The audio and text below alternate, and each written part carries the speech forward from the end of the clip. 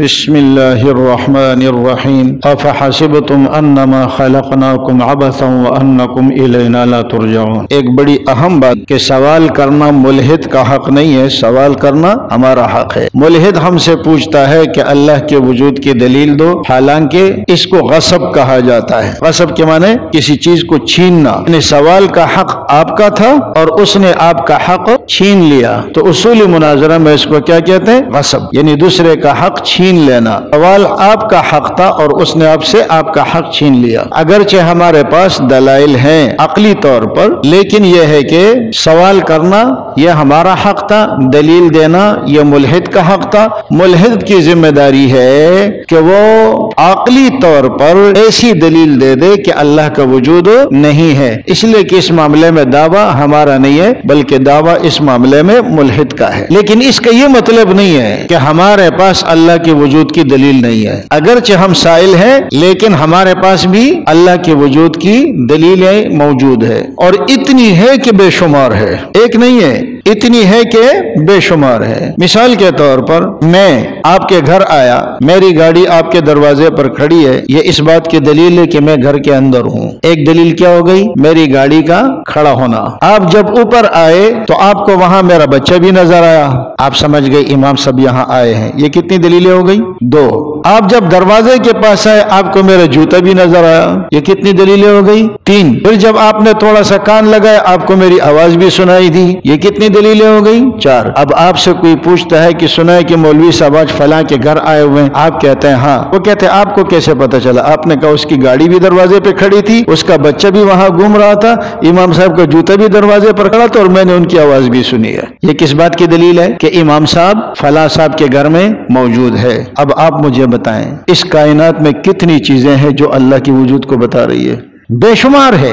آپ مکھی کو دیکھیں، مچھر کو دیکھیں، درخت کو دیکھیں، درختوں کے پتوں کو دیکھیں، ہواؤں میں پرندوں کو دیکھیں، آپ اپنے وجود کو دیکھیں۔ اللہ نے فرمایا وَفِي أَنفُسِكُمْ أَفَلَا تُبْصِرُونَ۔ اللہ نے قرآن کریم میں اپنی وجود کے جو دلائل بیان فرمائی ہیں وہ تین قسم کی ہے۔ عرضی یعنی وہ جس کا تعلق زمین کے ساتھ ہے، اسی طریقے سے فضائی جوی جس کا تعلق فضا کے ساتھ ہے، اور نمبر تین سماوی یا آفاقی جس کا تعلق آسمانوں کے ساتھ ہے، اور نمبر چار بدنی جو آپ کے بدن کے ساتھ ہے۔ اب صرف باقی چیزوں کو چھوڑ دیں، باہر کی دنیا کو چھوڑ دیں، وَفِي أَنفُسِكُمْ افلا تبصرون، آپ صرف اپنے وجود پر نظر ڈالیں۔ نطفے سے علاقہ کیسے ہوا، علاقے سے مضغہ کیسے ہوا، اس کے اوپر گوشت کیسے آیا، اس سے انسان کیسے بنا، پھر اس انسان کو جو اللہ رب العزت نے پیدا کیا ایک چھوٹی سی جگہ میں، فی ظلمات ثلاث خلقا من بعد خلق یخلقکم فی بطون امہاتکم خلقا من بعد خلق فی ظلمات ثلاث، تین اندھیروں میں رحم کی جھلی کا اندھیرا، اوپر سے پیٹ کا اندھیرا، اوپر سے رات کا اندھیرا، اوپر سے لباس بھی ہے۔ اس اندھیرے میں ایک بچہ تیار ہو رہا ہے اور اس بچے کا پورا بدن اتنی سی جگہ میں تیار ہو رہا ہے، ماں کو محسوس بھی نہیں ہوتا کہ میرے پیٹ میں میرے رحم میں کچھ ہو رہا ہے، یہ ایسے ہی ہو گیا۔ ربنا ما خلقت هذا باطلا۔ پھر اس بچے کو جو تیار کیا، اس بچے کے بدن میں 360 جوڑ رکھے، اس کی آنکھیں بنائی، بالکل روشنی دے رہی ہے۔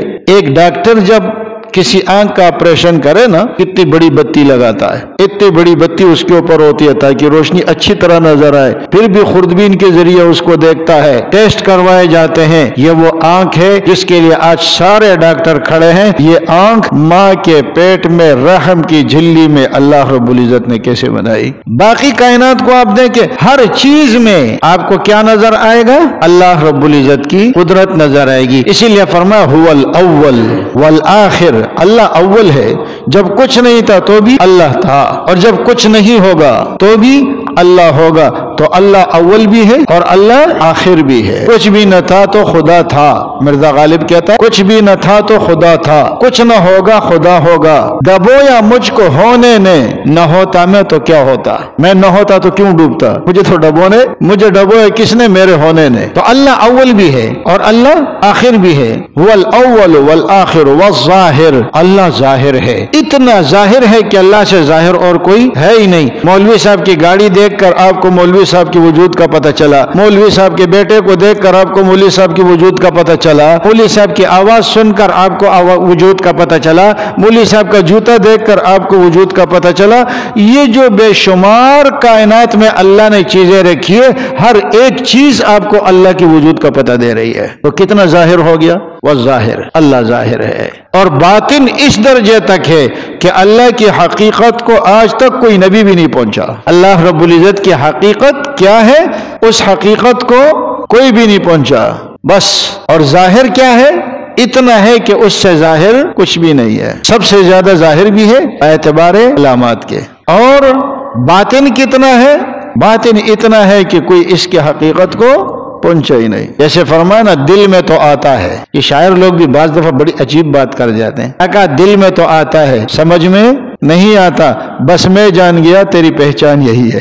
دل میں تو آتا ہے سمجھ میں نہیں آتا، بس میں جان گیا تیری پہچان یہی ہے۔ تو اب آپ بتائیں اللہ رب العزت کے وجود پر کتنے دلائل موجود ہے؟ اللہ تعالیٰ نے اپنے وجود اور قدرت کے جو دلائل بیان کیے نا، کوئی بڑی سائنسی باتیں نہیں کی، عرب پر اترا، امی لوگ تھے، جہالت عام تھی، فرمایا دیکھو رات اور دن کا انقلاب کیسے آ رہا ہے، آسمان کو کیسے بنایا ہے، زمین کو کیسے بنایا ہے، زمین میں نباتات کو کیسے اگایا ہے، فضا میں بنایا، فضا میں پرندوں کی حفاظت کرنے والا کون ہے، اور فرمایا یہ دیکھو اونٹ کی طرف کیسے بنایا، افلا ينظرون الى الابل كيف خلقت، اونٹ کی طرف دیکھو۔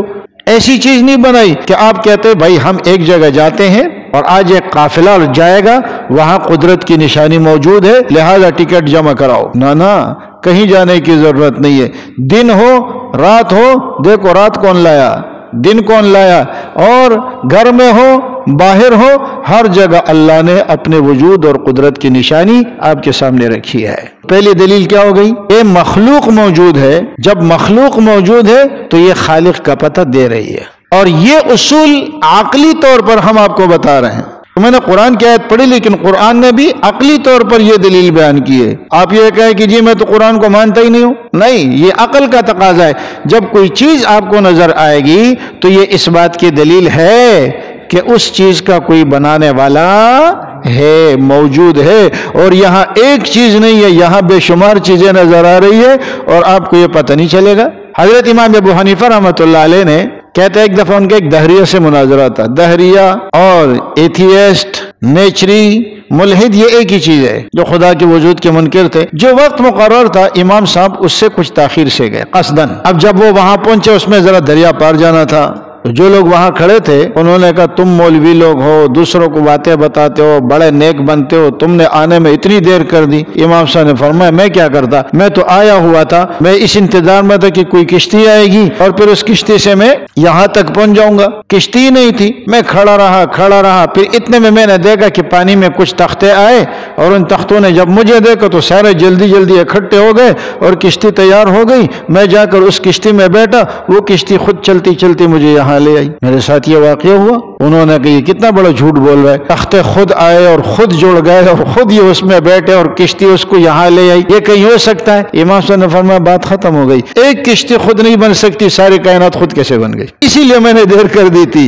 اس لیے کہ تمہیں ایسے سمجھ میں نہیں آئے گا۔ جب میں کہتا ہوں ایک کشتی خود بن گئی تو کہتے جھوٹ بولتے ہو، اور تم کہتے ہو ساری کائنات خود بن گئی، یہ سچ ہے؟ تو یہ عقل کے خلاف نہیں ہے۔ یہ ساری چیزیں جو ہمیں نظر آ رہی ہے، قرآن کریم بار بار جو ان چیزوں کا تذکرہ کرتا ہے، ملحد اس پر بھی اعتراض کرتا ہے، کہتا ہے کہ قرآن کریم میں اللہ کی شان تو بہت بڑی ہے، کبھی مکڑی کا تذکرہ کرتا ہے، مشرکین نے بھی اعتراض کیا اور آج کے ملحد بھی یہ اعتراض کرتے ہیں، مکھی کا ذکر آ رہا ہے، مچھر کا ذکر آ رہا ہے، یہ اتنی بڑی ذات اتنی چھوٹی باتوں کا ذکر کر رہے ہیں، وہ تمہیں یہی دکھا رہا ہے شاید اس مچھر کو دیکھ کر خدا کو پہچان سکو، شاید اس مکڑے کو دیکھ کر خدا کو پہچان سکو۔ بہرحال تو پہلی دلیل کیا ہو گئی کہ مخلوق موجود ہے، اور اس کو کیا کہتے ہیں؟ عالم۔ اس کائنات کو کیا کہتے ہیں؟ عالم، بروزن فاعل، اس میں آلہ ہے، یعنی پہچاننے کا ذریعہ۔ عالم کو عالم کیوں کہا جاتا ہے؟ اس لیے کہ یہ عالم خدا کو پہچاننے کا ذریعہ ہے۔ اسی عالم میں غور و فکر کر کے تم اللہ رب العزت کو پہچان سکتے ہو۔ تو اب دیکھیں کتنی واضح دلیلیں ہیں، ایک دو نہیں ہے۔ ملحد تو خود پیدا ہوا ہے، کہتا ہے میں نے دیکھا نہیں ہے۔ ملحد کیا کہتا ہے؟ میں نے دیکھا نہیں ہے، اور جب تک میں دیکھوں گا نہیں مجھے یقین نہیں آئے گا۔ وہ ہمارے ایک دوست نے ملحد سے کہا کہ جب تو پیدا ہو رہا تھا تجھے اس بات کا پتہ ہے کہ تیرا باپ ہے؟ کہتا ہے ہاں۔ تجھے اس بات کا پتہ ہے یہ تیری ماں ہے؟ کہتا ہے ہاں۔ جس وقت تو پیدا ہوا تھا یا ماں کے پیٹ میں تھا تجھے پتہ تھا کہ یہ میری ماں ہے؟ نہیں۔ جب تو پیدا ہوا تجھے پتہ ہے کہ یہ میری ماں ہے؟ پیدائش کے وقت تجھے پتہ تھا؟ نہیں۔ تجھے کب پتہ چلا؟ جب مجھے ہوش آیا، عقل آیا، تو تم نے دیکھا تو یہ بھی نہیں ہے۔ تو اپنا نسب تو ثابت کر، ذرا اپنے ماں باپ سے اپنا نسب تو ثابت کر۔ ایک ملحد اپنے ماں باپ سے اپنے نسب کو بھی ثابت نہیں کر سکتا، جس بنیاد پر وہ دلائل دیتا ہے اور جس بنیاد پر وہ چلتا ہے۔ تو بہرحال جو پہلی دلیل ہے اللہ رب العزت کو پہچاننے کی، وہ دلیل کیا ہے؟ یہ کائنات۔ اس کو عالم کہتے ہیں۔ کیوں؟ عالم کے معنی پہچاننے کا آلہ۔ جیسے خاتم ہے نا، خاتم، خاتم اصل میں کیا کہتے ہیں؟ آلہ ختم، یعنی مہر لگانے کا آلہ۔ تو عالم کے معنی پہچاننے کا آلہ، اور یہ عالم کے ذریعے ہم اللہ رب العزت کو پہچانتے ہیں، اور اس عالم کے اندر بے شمار چیزیں ایسی پڑی ہوئی ہے جو اس بات کی دلیل ہے کہ اللہ موجود ہے۔ باقی زندگی رہی تو انشاءاللہ آئندہ اللہ ہمیں عمل کی توفیق نصیب